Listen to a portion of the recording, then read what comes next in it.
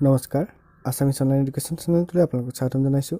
আজিৰ এই ভিডিঅ'টোত আমি অসমৰ চাহৰ লগত জড়িত কিছুমান গুৰুত্বপূৰ্ণ তথ্য আলোচনা কৰিম। অসমত চাহৰ আৱিষ্কাৰ কৰিছিল ৰবাৰ্ট বুছে 1823 চনত।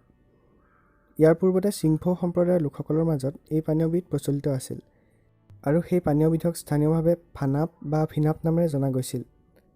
ৰবাৰ্ট বুছক মণিৰাম দেৱানে চিংফৌ সম্প্ৰদায়ৰ এজন মুৰব্বী যাৰ নাম আছিল বেচাগাম তেওঁৰ লগত চিনাকি কৰাই দিছিল আৰু সেই বেচাগামৰ পৰাই ৰবাৰ্ট বুছে এই পানীয়বিধৰ বিষয়ে তথ্য আহৰণ কৰিছিল। চাহ আৱিষ্কাৰ হোৱাৰ পাছত এই চাহৰ ব্যৱসায়িক উৎপাদনৰ বিষয়ে আলোচনা কৰিবলৈ চাহ সমিতি বা টি কমিটি গঠন কৰা হৈছিল 1834 চনত। ইয়াৰ পিছতে ব্ৰিটিছ ব্যৱসায়ীয়ে প্ৰথম চাহ বাগিচা স্থাপন কৰিছিল ডিব্ৰুগড়ৰ ওচৰৰ চাবুৱাত।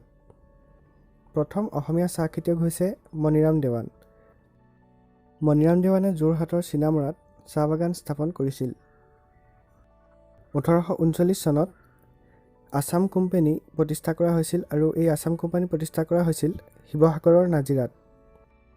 ইয়াৰ পিছতে 1911 চনত যোৰহাটৰ টোকোলাইত চাহ গৱেষণা কেন্দ্ৰ প্ৰতিষ্ঠা কৰা হৈছিল আৰু যোৰহাটৰ এই চাহ গৱেষণা কেন্দ্ৰটো পৃথিৱীৰ ভিতৰতে আটাইতকৈ পুৰণি আৰু আটাইতকৈ ডাঙৰ চাহ গৱেষণা কেন্দ্ৰ।